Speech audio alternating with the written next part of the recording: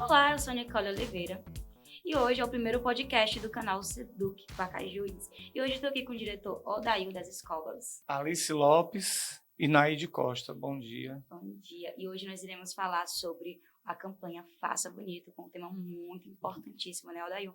É sim, falar sobre abuso sexual, né? Uma coisa que está acontecendo e a gente não pode deixar que isso continue, né? Temos que combater, né, Nicole?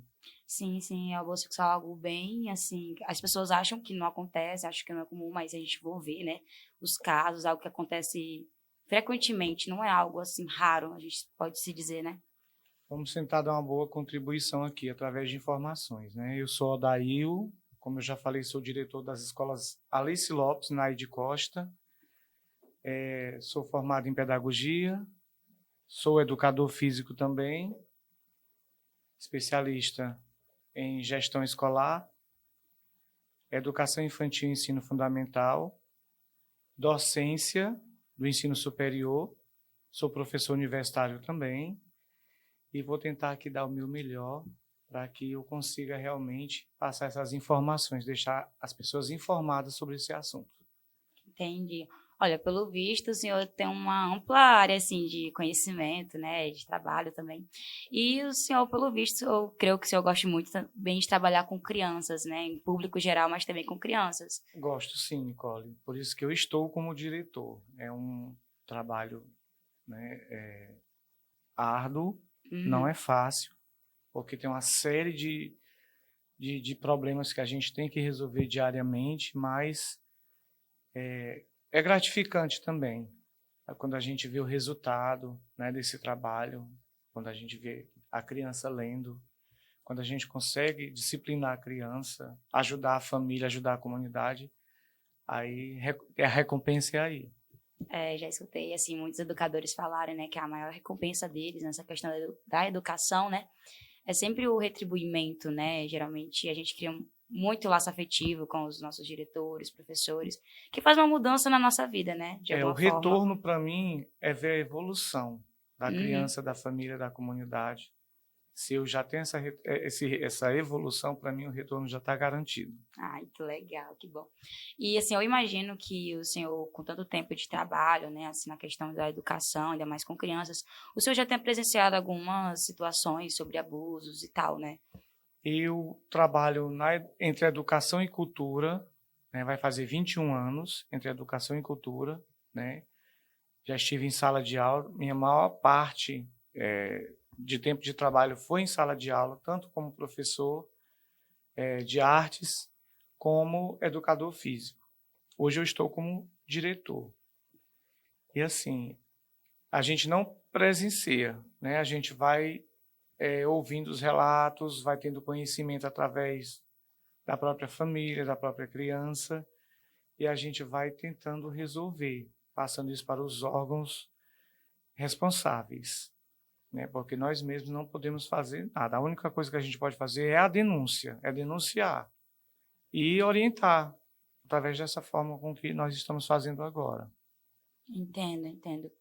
E assim, eu queria saber como é que a campanha Faça Bonito, ela tem influenciado de maneira positiva na vida desses menores, assim.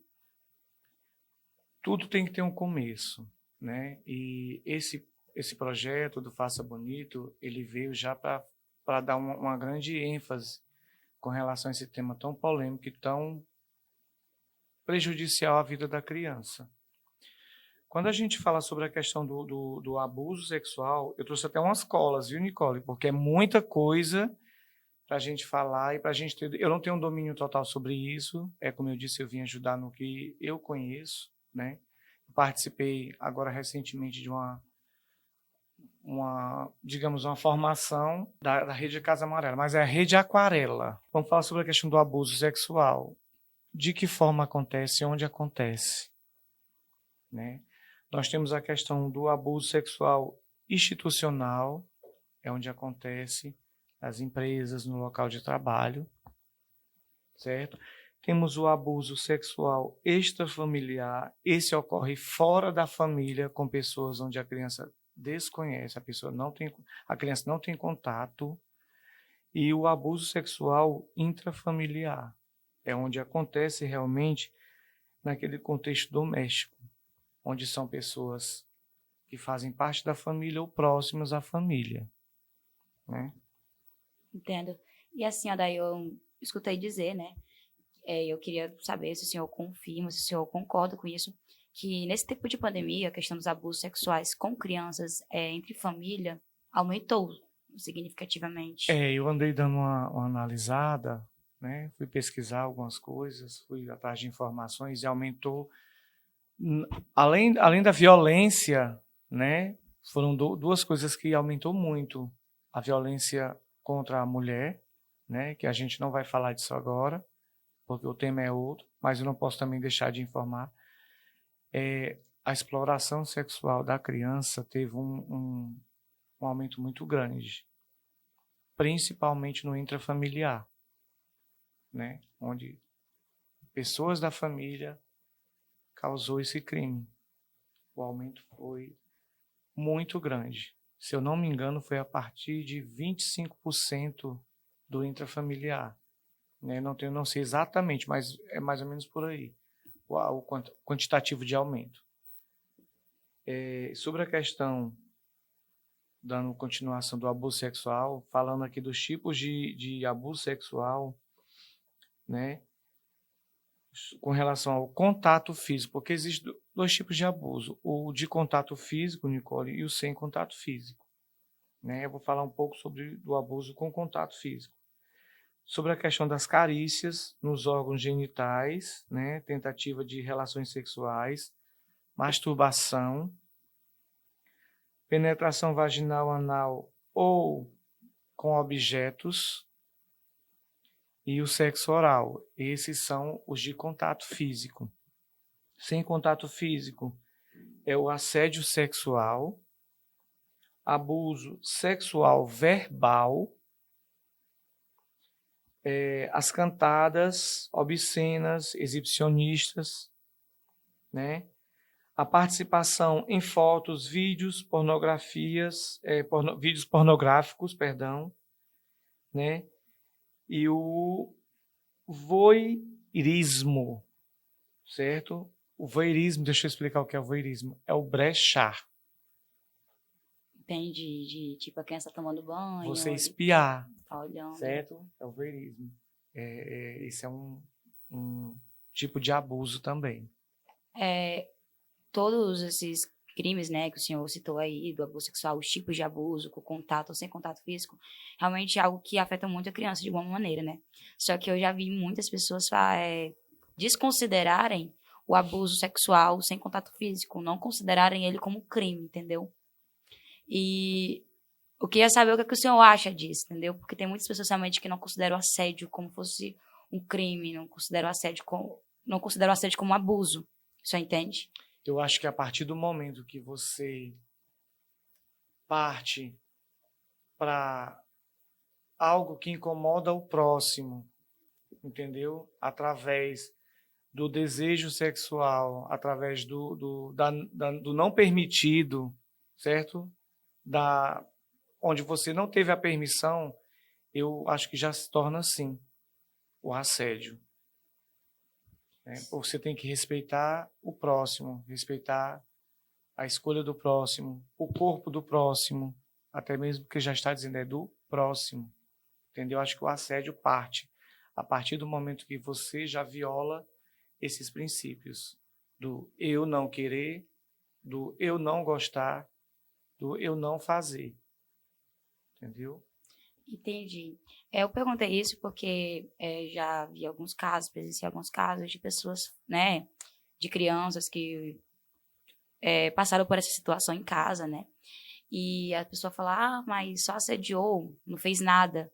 Só que eu já considero o assédio como algo já grande, entendeu? Já muito grande. E as pessoas não conseguem identificar isso, entendeu? Como crime. Hoje em dia, graças a Deus, a coisa está mais, né? Tá bem, como é que se diz? A marcação em cima desse tipo de assédio está bem grande. Você vê que tem grandes personalidades aí que hoje já estão pagando o processo por conta disso, por passar a mão onde não devia, né? Passou a mão onde não devia. Pessoas conhecidas, né? Políticos, porque já está dizendo, é uma violência, gente. O corpo é meu, eu escolho quem vai tocar, entendeu? E no caso de criança, já que ela não pode ter essa escolha, entendeu? Por ser criança, ela tem toda a proteção da família, né? Por isso que chama violência, né? Violência, porque a criança, ela é indefesa perante a isso. Ela não consegue identificar muitas vezes, Não certo? consegue, né? Então é o seguinte, voltando para o que eu falei agora há pouco, é dela. O outro não pode, entendeu? O outro não pode invadir o espaço dela, não pode invadir o corpo dela. O que me chamou a atenção é, na questão que o senhor falou, que cresceu muitos casos de violência, né, com crianças entre família, né? E, geralmente, para criança, a família ali é a proteção dela, porque ela é indefesa, né? Ela tá Sim. aprendendo. E, assim, eu acredito que também os pais eles possam ter uma certa negligência, entendeu? Porque, tipo, às vezes a pessoa tem que estar ali protegendo a criança, mas, tipo, qualquer familiar, ela deixa à vontade a criança. É até triste, Nicole, eu falar um pouco sobre isso aí que você está falando, porque às vezes quem poderia proteger são os causadores Sim. do abuso da violência sexual, entendeu? Isso não é uma coisa isolada, acontece frequentemente, tá entendendo? É triste se falar isso, mas acontece muito, muito dentro da família, Muito, né? ou de pessoas próximas. Assim, na questão, assim, crianças, elas não conseguem identificar, né? Só que tem crianças que não se sentem bem perto de certas pessoas, até porque talvez tenha acontecido algo, assim, do tipo assédio. E, geralmente, a criança não se sente à vontade com o familiar, mas, tipo, a mãe, fala, não, fala com fulano, dá um abraço no fulano. Tipo, será que isso não pode ser um alerta pra mãe, pro pai, que aquela criança não tá se sentindo bem com algum parente? Ou então pra qualquer pessoa da família, assim, não é um alerta? Existem vários tipos de alerta que eu vou até passar aqui mais para frente, eu vou informar esses tipos de sintoma, né? Ou essas formas de comunicação da criança, onde as pessoas, muitos não entendem, mas existe a forma com que elas vão tentar se comunicar, dizer que está passando por isso, a forma delas pedir socorro, né? A gente vai já chegar nesse tópicozinho. Dando continuidade, falando sobre a violência sexual ainda, tem os indicadores aqui, né? Que é justamente isso que a gente está falando, ó, já chegou. Roupas rasgadas ou com manchas de sangue, esses são os indicadores, onde as pessoas têm que observar esses tópicos que eu vou falar agora. Dificuldades para caminhar ou sentar, né? A mãezinha que perceber esses tipos de indicadores, fiquem atentas, fiquem alertas, porque isso já são sinais de que a criança está sofrendo abuso. Hematomas, edemas, escoriações na região genital, perianal e mamária, né? Tem que ficar alerta com relação a isso aí. Perda ou ganho repetido de peso, viu? Hemorragia vaginal ou retal, incontinência urinária, rotina de higiene em excesso ou precária, se ela perceber que a criança está sempre indo ao banheiro, entendeu? Além da questão da saúde, por exemplo, certo que pode ter outras coisas, né? No caso, uma crise urinária, uma infecção urinária, diarreia, mas além do caso de problemas de saúde, ela tem que ficar atenta. Ela pode ser um sinal também. Assim, questão de mudança de comportamento. Existe isso quando a criança ela sofre algum tipo de assédio, abuso? Com certeza. Com certeza, existe sim. A criança muda. Assim, ela se torna mais agressiva, ela se torna mais introvertida. Porque às vezes ela fica muito calada, né? Muito calada, muito cabisbaixo, muito triste. Até mesmo porque a criança que passa por isso, geralmente ela sofre ameaças. Ela sofre ameaças e ela fica com medo, ela fica com medo de ser constrangida, com medo da família não acreditar, entendeu? Até porque também é algo que acontece, né? Você dizer. Isso. Aí, continuando, sobre a questão, a secreção vaginal ou peniana, infecções sexual transmissíveis, né? Exemplo, HPV, gonorreia, herpes labial e genital, sífilis, e gestação ou aborto. Os pais têm que estar alerta, né? A questão desses indicadores, Nicole. É uma dúvida, assim, que eu tenho. A gente sabe que abuso sexual acontece muito com meninas, só que não é só com meninas, né? Acontece também com os meninos. E, tipo, nas meninas pode ter a questão da secreção vaginal, gravidez, por exemplo. E no menino, como é que a gente consegue identificar de maneira mais visível isso? Porque a gente Principalmente a questão do comportamento. Comportamento, né? O comportamento. Isso eu falei da parte física, eu não falei da parte psicológica. Uhum. Com relação à parte física, comportamento, a questão do andado da criança, se a criança ela sofreu, no caso do menino, né, violência sexual anal, com certeza ela vai sentir incômodo ao andar, vai sentir dor.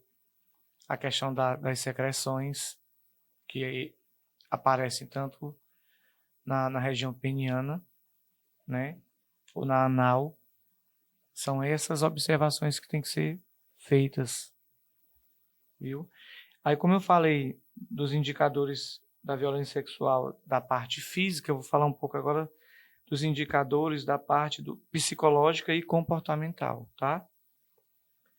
Sono perturbado, pesadelos frequentes, insônia, aí já são os psicológicos, viu? Os indicadores psicológicos. Eu já vi um relato de uma pessoa falando, né, que ela passou por assédio, né, e na meio da família. Ela falou que ela tinha muitos sonhos com o acontecimento, várias noites, várias Pesadelo, vezes, no caso, pesadelos. Né? Sim. Assim, ela tinha algo muito perturbador, assim, porque ela sempre sonhava com a situação, frequentemente, sabe? Autoagressão, onde a criança ela começa a se mutilar, a querer se cortar, né? Isso acontece muito. Ideação de suicídio é outro fator que acontece por demais. O abuso sexual, ele traz outros problemas juntos, Traz né? muitos, Ansiedade, traz muitos. Eu vou falar aqui com relação a isso. Tentativa de suicídio, interesse precoce em brincadeiras sexuais ou condutas sedutoras. Engraçado. Aqui, nesse item aqui, a criança que sofreu abuso, né, ela já tem indicação de início de querer fazer a mesma. Não é porque ela quer, perdão na palavra, de querer iniciar em fazer a mesma coisa. Como quando se fala aqui sobre a questão de interesse precoce em brincadeiras sexuais ou conduta sedutora. Para você ver, o trauma é tão assim complexo que até isso ele causa. É como isso fizesse parte da vida dela, né? Parte. É tipo assim, como se incentivasse a criança a fazer a mesma coisa, né? Comportamento hipersexualizado, masturbação compulsiva, envolvimento com drogas ou outras compulsões, álcool, compras, alimentos, etc. Compras compulsivamente, entendeu? Comportamento incompatível com a idade, regressão, envolvimento com exploração sexual, autodesvalorização, a falta de estima, né? A autoestima muito baixa, dificuldades escolares, sono durante as aulas, porque como a criança passa a noite tendo perturbações, ela não tem como relaxar, ela não tem como ter uma noite de sono boa, agradável, entendeu? Então, aí na escola é cobrado todo esse sono. dificuldade nos relacionamentos interpessoais ou ligação afetiva sobre a questão do toque. A criança se incomoda com o toque, porque ela acabou de passar por uma situação terrível. Traz um medo, né? Traz um medo. Tipo de receio. Principalmente quando acontece na família, né? Ela vai confiar em quem? Ela vai acreditar em quem? Algo bem pesado, né? Bem pesado, Nicole. Modo de ficar sozinho ou com alguém específico. Ela tem medo de ficar com alguém sozinho. A criança fica com pânico disso, né? A mãe ela já fica ali alerta, fica tentando dar algum sinal de que ela não tem que ficar ali. Tem que ficar atento com relação a isso. Comportamento submisso, né, sobre a questão do assédio. Transtornos psicológicos, depressão, ansiedade, transtorno de estresse, pós-traumático, síndrome do pânico, transtorno alimentares e etc. Queixas de ordem psicossomáticas, mudança brusca de comportamento agressivo ou apatia. Exemplo, desinteresse pelas brincadeiras. Ela não quer saber de brincadeira. Ela não quer saber daquela socialização. Ela quer ficar ali, exclusa no cantinho. Traz uma certa dificuldade para ela se desenvolver no meio social. Não tem como. Se a criança não tiver um acompanhamento, é daí para pior. Crise de choro, episódios de medo ou pânico, estado de alerta constante, aversão a contato físico, tendência ao isolamento, por exemplo, foi o que a gente acabou de falar. Ela não aceita nenhum tipo de contato físico. O trauma foi tão grande que a criança, quando percebe que alguém vai tocar, ela se esquiva, ela puxa o corpinho dela, né? E o sentimento de culpa e vergonha. Na maioria dos casos, a criança se sente culpada. Até porque eu acredito que o agressor ele também leva isso para ela, né? Diz que a culpa é dela. A culpa é dela. Ameaça ela. Infelizmente, Nicole, isso acontece demais. E o triste que eu acho é porque tem muitas pessoas que ainda pensam assim, entendeu? Tipo, quando acontece algum caso, já vi pessoas falarem. A criança estava com a roupa curta, sim, né? Ela estava chamando a atenção. Ela chamou a atenção, ela mexeu com o adulto. Mas a culpa é dela, porque tem 15 anos.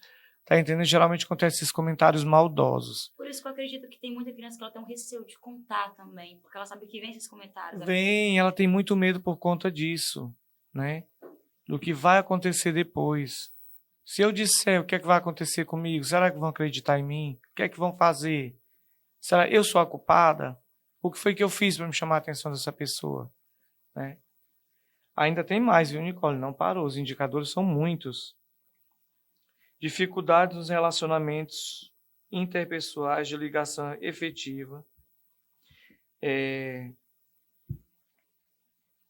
o principal, a questão da criança ficar sozinha por muito tempo. Né? Porque é que os órgãos responsáveis, no caso o Conselho Tutelar, né?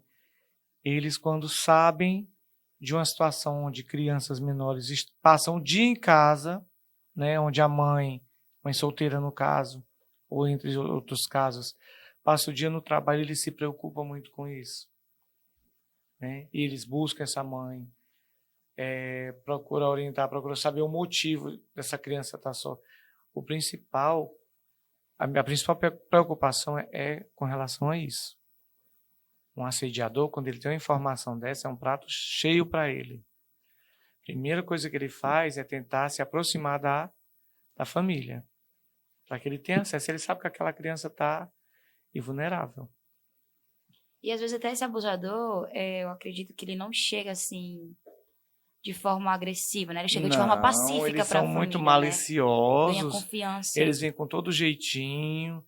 Né? Eles vêm pelos cantos até conquistar a família. Depois que conquista a família, aí sim. E nesse caso, como o senhor falou, da criança sempre estar sozinha, né?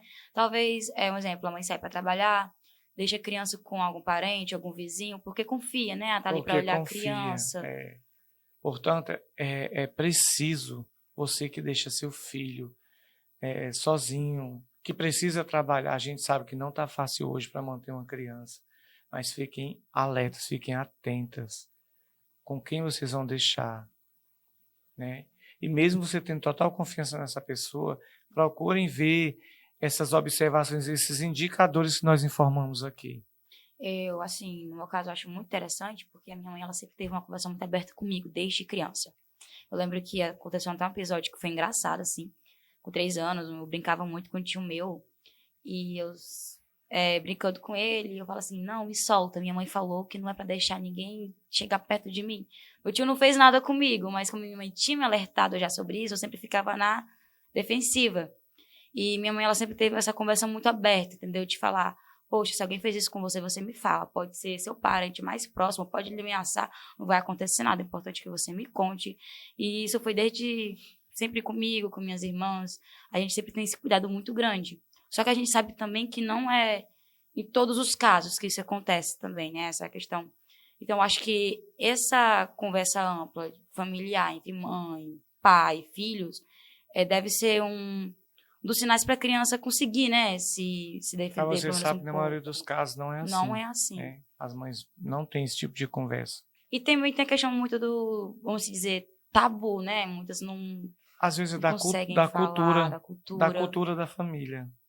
Família que não tem diálogo, ou que tem vergonha de ter esse diálogo com o filho, né? Existe muito desse tipo de caso. Agora vamos falar um pouquinho do perfil do agressor, Vamos. né? O perfil do agressor, ele culpa a vítima, né, de promíscua e sedutora. Ele vira o caso, né? Ele tenta sempre culpar a vítima para que ele não passe por vilão, né? Quando descoberto, nega sistematicamente o abuso sexual. Pessoa de aparência normal, geralmente amável, foi o que nós acabamos de falar, né? Esse aqui é o perfil do agressor.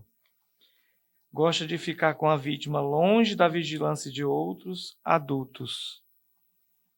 Usa de manipulação, presentes, privilégios ou violência para conseguir o que quer.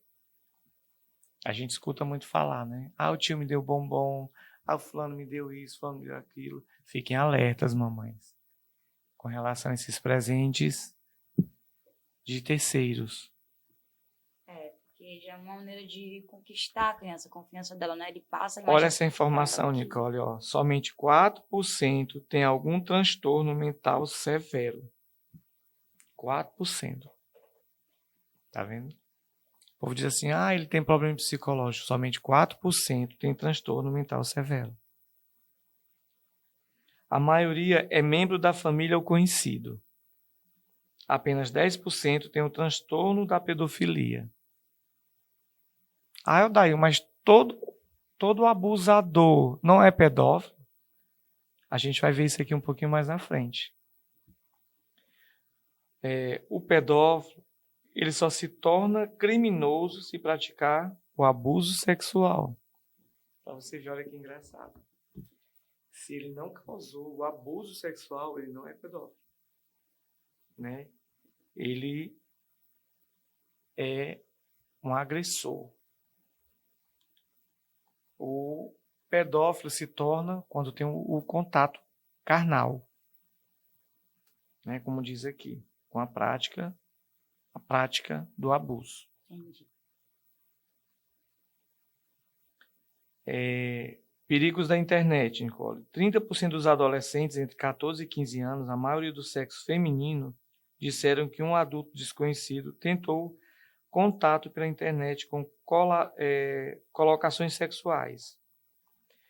Divulgar imagens, fotos íntimas, cuidado em adicionar desconhecido em redes sociais, compartilhar dados pessoais, nome, telefone, escola onde estuda, lugares onde frequentar. Eu tenho uma sobrinha, hoje em dia ela já é casada, muito bem casada, tem filha. Ela, com 16, 17 anos, ela vinha da escola, E ela sempre confiou em mim, a gente sempre teve uma conversa muito aberta, e ela uma vez me falou: tio, toda vida que eu venho da escola, vem um homem numa moto atrás de mim. Todo dia. Aí eu perguntei a ela: com que frequência isso acontece? Ela já está com um bom tempo. Mas ele fala com você? Não, ele vem bem devagarzinho me olhando, ele sorri para mim e eu procuro vir perto de pessoas. E eu chamei a minha irmã, que é a mãe dela, nós informamos o pai também, e aconteceu que eu passei a vigiá-la, né? Passei a vigiá-la. E um certo dia, ela me mostrou quem era, entendeu? E eu fui até essa pessoa. Eu fui até essa pessoa e eu falei que eu ia denunciar ele, se ele continuasse seguindo minha sobrinha. E disse uns desaforos lá com ele, e ele não apareceu mais. Mas isso por conta da conversa. Se ela não tivesse esse entrosamento comigo, essa confiança em mim, ela poderia ter sofrido alguma violência sexual, né? E é o que acontece com bastante pessoas, né? De sempre estar andando na rua, ver alguém olhando pra você, ver alguém perseguindo. E eu acho interessante é que quando ele vinha atrás dela, ela chegava mais perto das pessoas, né? Ela já tinha vamos dizer, uma tática assim de não, pelo menos aqui eu tô em público, né? Pelo menos aqui eu tenho menos chances de e também de poder conversar com o senhor. Ela teve esse tratamento, ela teve esse livre-arbítrio entre vocês dois, né? De conversar, de confiança, de né? confiança. É. O que evitou coisas piores, né? Eu acho que é isso que também é por isso que acontece muito com crianças também, a falta de confiança entre família, entre pessoas próximas que possam confiar. Até porque às vezes a criança nem acha uma pessoa que confie, né? E muitas vezes porque não tem liberdade com quem devia. Por isso que essa questão de conversa, se você quer cuidar de uma criança, que para ela não correr esses riscos, é bom ter sempre uma conversa, é bom dar ela esse tipo de liberdade para ela poder vir, chegar a falar, porque assim evita problemas. Muitas famílias, como o senhor falou antes, né, da questão da cultura, da vergonha. Às vezes a mãe quer o bem da filha, mas tem vergonha de chegar para conversar. Só que essa conversa que ela não tem com a filha pode prejudicar ela daqui a algum tempo, com a filha, com o filho, enfim. Pode causar danos maiores. Quando, juridicamente falando, quando isso se torna um assédio sexual? No artigo 216, né, traço A, constranger alguém com o intuito de obter vantagens ou favorecimento sexual, prevalecendo-se o agente da sua condição de superior hierárquico ou ascendência inerentes ao exercício de emprego, cargo ou função, incluindo pela lei de número 10.224, de 15 de 2001. Através disso aí já se torna um assédio sexual, juridicamente falando, né? Pena, detenção de 1 ano a 2, incluindo pela lei de número 10.224 de 2001, 15 de 2001. Parágrafo único, vetado, incluído pela lei, mesma lei que eu acabei de citar, né? No segundo, a pena é aumentada em até 1/3 se a vítima é menor de 18 anos, certo? Incluído pela lei de número 12.015 de 2009. Prostituição infantil ou exploração sexual. Você vê alguma diferença com relação a isso, Nicole? Eu posso até conseguir de alguma maneira identificar, mas não sei explicar, não sei, vamos se dizer. Prostituição é quando o adulto, né, ele realiza o ato sexual, né? Vamos dizer assim, ele consente, né? E no caso da criança não é prostituição, é exploração. A criança, ela não tem como é que eu posso te dizer? a opção, Uhum. né? Como adulto, geralmente, porque você sabe, tem muito adulto que faz isso por dinheiro, né? É uma forma deles sobreviver. Então, é uma opção dele. Muitos dizem assim, mas não é opção, não é escolha, é o que tem, né? Eu já participei de algumas formações, né? Com as instituições LGBTQIA+, Uhum. onde eles apresentam várias situações bacanas para que essas pessoas que vivem nessa situação vulnerável, elas realmente possam optar por uma vida melhor, fazendo cursos de cabeleireiro, né, maquiagem, cursos profissionalizantes de gastronomia. Eu mesmo conheço uma transexual que ela é doutora. Ela é uma das responsáveis pela parte acadêmica da Unilab, a doutora Luma. Né? Se eu não me engano, acho que ela já é pós-doctor. Tem uma carreira brilhante. Então, para você ser uma das responsáveis pelo acadêmico de uma instituição federal, né, como trans, gente, isso é um marco. Entendeu? Então, você tem a escolha, sim. Você pode ter outro tipo de vida, né? Sobre a questão da palavra prostituição, remete à ideia de consentimento. No caso, a criança ela não está consentindo. Muitas das vezes ela está ali obrigada pela família. A família está obrigando, né? O que não ocorre quando uma criança ou adolescente é envolvido em um ato sexual pornográfico.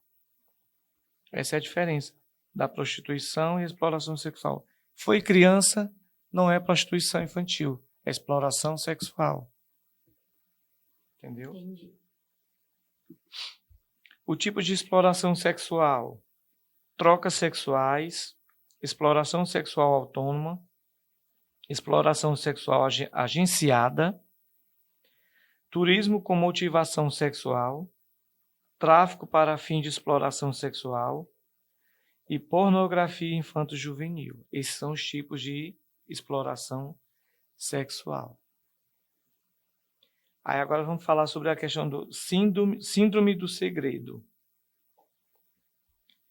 Fenômeno em que os psicólogos afirmam levar à não revelação, às vezes por longos períodos.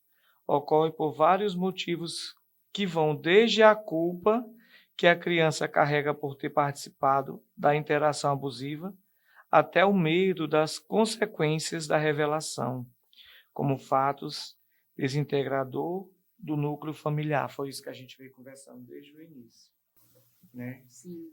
O que acontece, essa questão dessa síndrome do segredo, o medo de falar, o medo de como a família vai receber essa informação. Eles vão me apoiar? Né?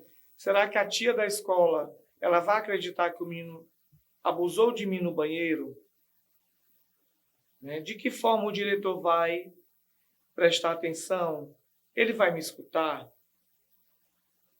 Né? É algo que a criança fica com receio, né, Julinho? Com receio, porque você viu lá atrás que o abusador, ele vira o jogo. Ele ameaça ela psicologicamente, ele abusa ela psicologicamente também. E ele vira o jogo. Então, a criança que foi abusada, geralmente, ela passa a ser a vilã. Né? Ela passa a ser a vilã. Ele faz ela tomar posição de culpada, né? Porque ela deu em cima de mim. Entendeu? Porque ela fez isso e isso. Assim, eu já vi alguns homens dizer, não, porque eu tinha as necessidades, aí a pessoa tava com roupa assim na minha frente e tal. Usando uma desculpa, assim, olha, que não tem cabimento. Por isso que o povo abusa, sim. Por isso que o povo estupra. Olha a roupa que veste, olha a saia muito justa, olha o short curto. Tem muitos cantos, quando isso acontece, quem fica mal falado, quem fica mal visto ali é a criança, a vítima. A vítima. A vítima. O que é revitimização? Aqui é dando continuidade. Se baseia na repetição desnecessária da história de violência vivida ou presenciada, oriunda da repetição excessiva de interrogatórios e dos danos provocados na produção de provas. A criança acaba acreditando que ela é a culpada, quando isso é repetido por muitas vezes. Entendeu? Quando a família não sabe de como lidar com essa situação. O que foi que você fez? Você deve ter feito alguma coisa para que ele tenha feito isso com você. Porque você estava nesse canto, nesse local. Entendeu? Pronto. Aí a criança acaba que ela vai acreditar que ela realmente é a culpada. E ali ela se fecha também, acredito. Com certeza. Fica ali no mundo dela. Com certeza. E ela acredita que ela realmente é a culpada. Isso é a revitimização. Aí a escuta especializada, né? A escuta especializada é um procedimento de entrevista. Essa entrevista, ela versará sobre a situação de violência sofrida pela criança ou adolescente. A escuta especializada será feita perante órgão da rede de proteção, os órgãos, né?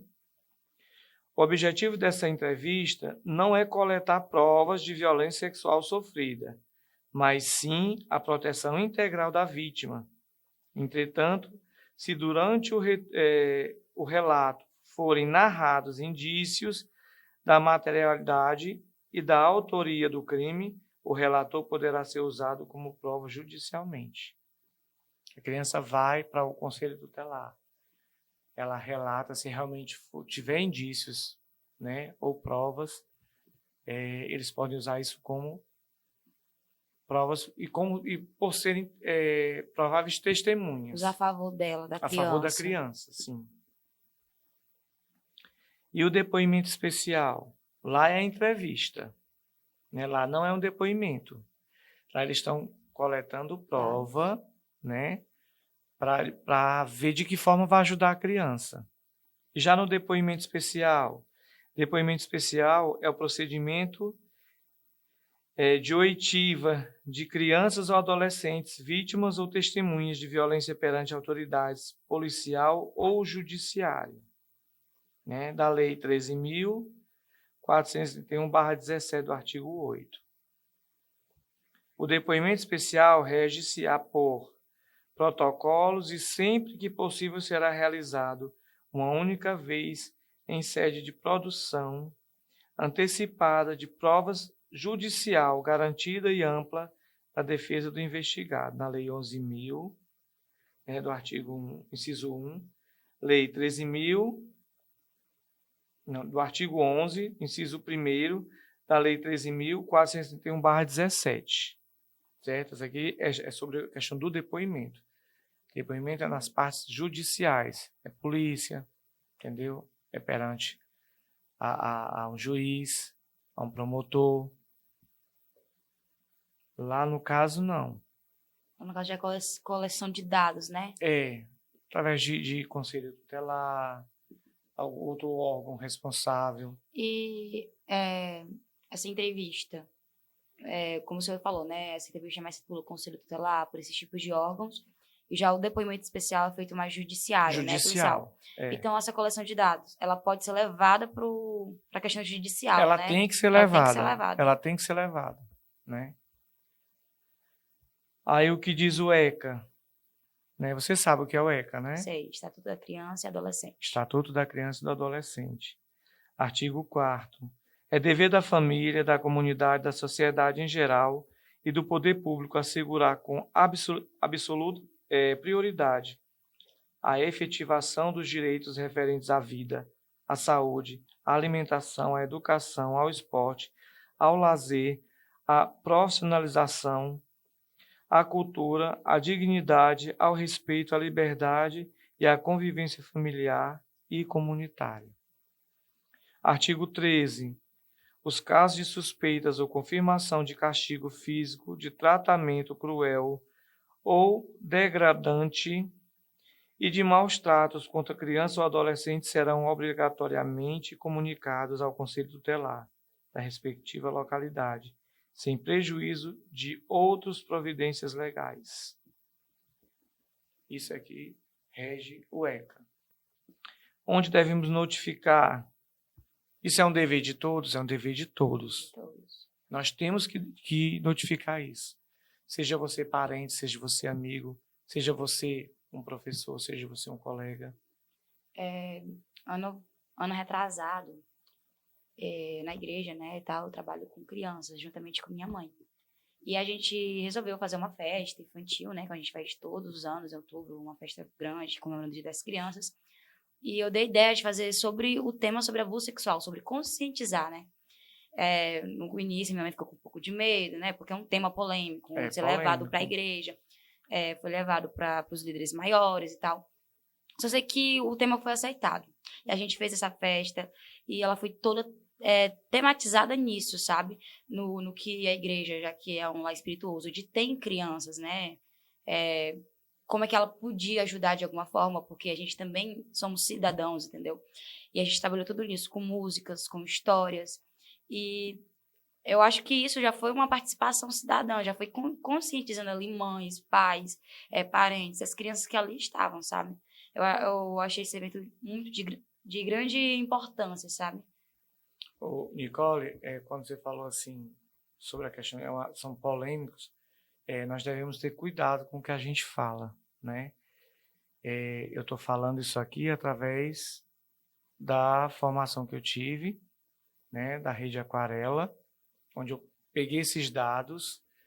Então, são fontes seguras, né, onde eu estou amparado, mas nós devemos realmente ter cuidado.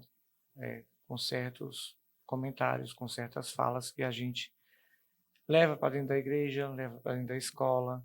Até cuidado para não expor também a vítima, para não né? expor a vítima ou a situação. Porque tem muitos que quando vão falar, tentar ajudar, acaba expondo a situação, acaba expondo a vítima e acaba... Eu sempre tive esse cuidado, mesmo quando eu era professor, com relação a esse diálogo, com relação a toque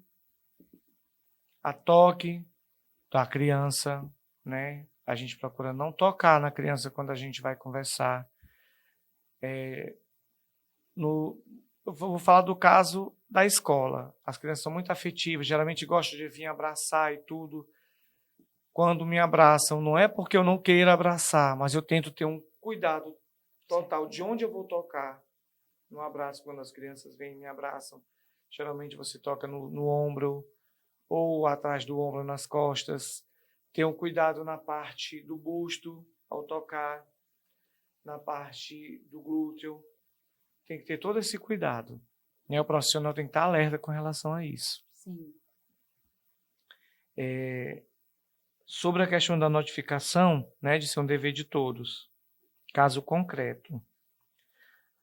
Atender uma possível vítima de violência sexual e não preencher a ficha de notificação compulsória ou acionar o Conselho Tutelar, baseado pelo ECA, no artigo 245, né, deixar o médico, professor ou responsável pelo estabelecimento de atenção à saúde e do ensino fundamental, pré-escola ou creche, de comunicar à autoridade competente os casos de que tenham conhecimento envolvendo suspeita ou confirmação de maus tratos contra crianças ou adolescentes. Pena, multa, 3 a 20 salários de referência, aplicando-se o dobro em caso de reincidência. Então, se eu sei que a criança passou por esse tipo de abuso, né? Se eu estou a par e eu não faço essa questão da notificação, eu também estou causando um crime. É como se fosse cúmplice do crime, né? Eu estou sendo cúmplice desse crime. Eu tenho que notificar. Como se estivesse compactuando com o que está acontecendo. Eu tenho que notificar. Nós temos que notificar. A gente não pode compactuar. E assim, quando a pessoa vê o que está acontecendo, mas ela está de fora, Geralmente muitos têm medo de, sim, de denunciar, de notificar, né? Como uma maneira mais reservada de fazer isso, de poder notificar. Geralmente, depois que você sabe desse tipo de abuso, primeira coisa que você tem que fazer é informar o conselho tutelar, no caso de escola, certo? Mas eu oriento que todas as instituições procurem o conselho tutelar. Lá, além de você informar, você vai ter todo um apoio, toda uma assessoria, né? E de como você vai agir. No finalzinho aqui eu vou falar de outros órgãos também competentes, onde você pode passar essa denúncia, né? Mas a princípio eu indico mais o conselho tutelar, né? Outra coisa, com relação à escola, né? Lei 17.253 de 2020. Comissões de proteção e prevenção à violência contra criança e adolescente. A escola é um espaço fundamental para se trabalhar a prevenção contra toda forma de violência. É possível enxergar na escola um local onde podem ser identificados sinais de que podem levar à confirmação da violência sexual, como mudanças bruscas de comportamento, por exemplo, alteração do rendimento escolar. Como você falou, a igreja também, né? Eu, como estou como diretor, sempre eu tenho um trabalho muito bom com relação aos professores, e o professor, ele geralmente traz esse tipo de informação para a gente. Eu percebi que o aluno tal mudou da noite para o vinho, da noite para o dia, da água para o vinho, com relação ao comportamento dele. Ele não está mais como era. O rendimento dele caiu, ele não fala mais com ninguém. Aí já é o caso da gente tentar correr atrás do conselho tutelar, ver a questão de um psicólogo, ver a questão de um assistente social, entendeu? A forma correta de agir é essa. A escola tem essa ferramenta importante. É o que eu acho interessante. Esse papel é importante, a escola tem. Eu acho interessante que onde eu estudo, eu sempre vejo o núcleo gestor, a gestoria, os professores trabalhando dessa forma, sabe? Porque ali também é um lugar onde se encontra pré-adolescentes, adolescentes, e os professores conseguem identificar rapidamente quando tem uma pessoa lá que muda de comportamento, entendeu? Chama para conversar reservadamente. Ele acaba que se torna família. Sim, se torna família. Ele conhece essa criança, em vários casos, o professor ele conhece a criança muito mais do que a mãe. Sim. Entendeu? Tem muita mãe negligente. Então, o professor, ele sabe, ele percebe esse convívio todo, ele passa a conhecer a criança. Né? Dia 22, agora de maio, a escola ela vai completar ano. Se eu não me engano, são 16 anos. E nós vamos fazer a gincana estudantil na escola.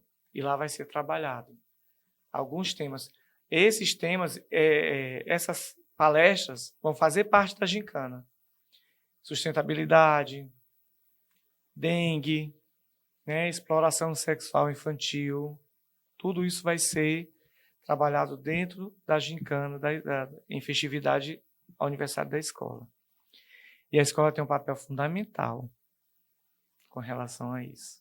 A questão da informação, da orientação, de abrir os olhos, não só das crianças, mas dos familiares, né?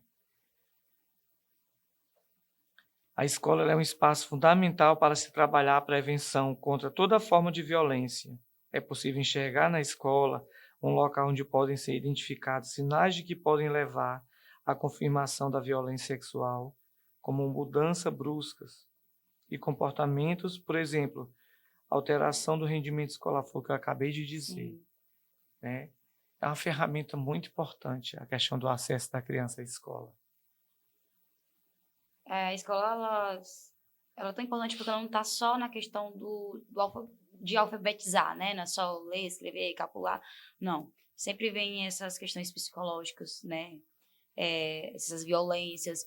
E a escola, onde muitas dessas crianças também encontram refúgio, porque eu já vi casos de crianças não conseguir contar para familiares de relatos, né? Eu escutei relatos de não conseguir contar para os familiares o que está passando, mas consegue se abrir com algum professor, com algum profissional ali que está na escola, tá trabalhando ali todo dia, que consegue ali identificar, ter uma relação mais aberta em questão de conversa. A escola... É por isso que eu acho que essa questão de investimento na capacitação, assim, dos profissionais que estão ali, né, é muito importante, né, porque não é só a questão de se alfabetizar, mas a questão ali também de... Porque todos os problemas psicológicos ali vai afetar o aprendizado da criança, obviamente, né? Sim, sim. Graças a Deus, Nicole, eu vou falar como escola, tá? Nós temos um apoio muito grande da gestão. A escola ela tem uma psicopedagoga. Muito legal. Várias escolas têm as psicopedagogas, têm as salas de AE. E além do trabalho que elas fazem, né, voltado para as crianças com necessidades especiais, quando existem esses casos onde nos chama a atenção pela formação dela, eu gosto muito de pedir ajuda com que ela investigue, com que ela observe aquele comportamento da criança. Ela é a profissional adequada para fazer isso? Não, mas ela entra como ferramenta de ajuda. Sim. Entendeu? Então, assim, a escola hoje, ela está mais preparada. Verdade. Mais preparada para lidar com esse tipo de situação.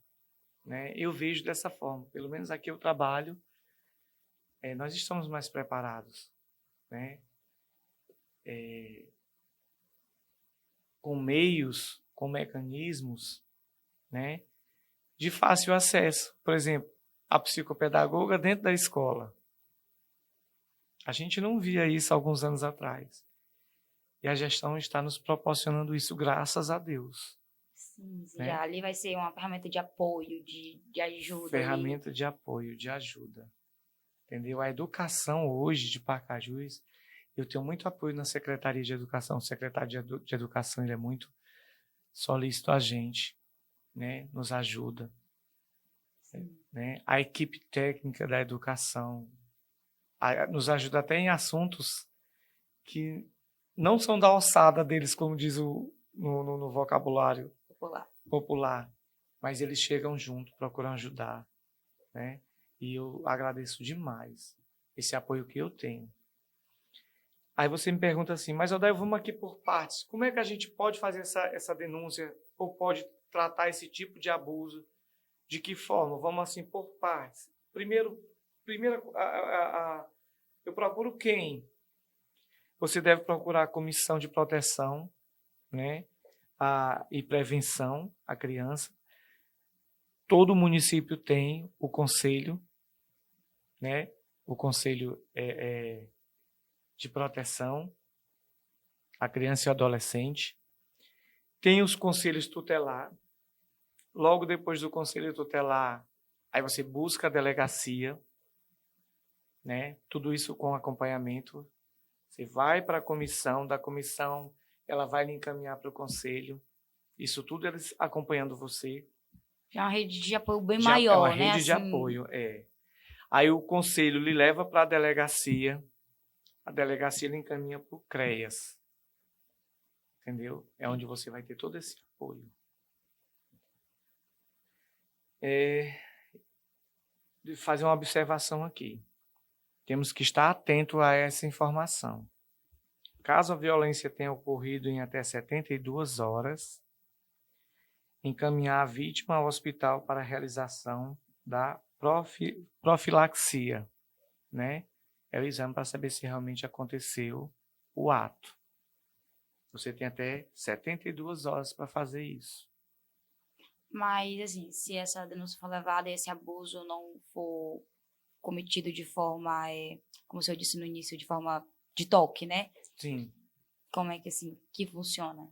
Mas aí você pode. Tem gente, por exemplo, eu já vi alguns casos onde pessoas denunciam 10 anos depois. E se for comprovado, o crime permanece. Entendeu? O crime permanece. Aí aqui eu estou com alguns números, certo? Eu vou falar aqui de onde denunciar, né?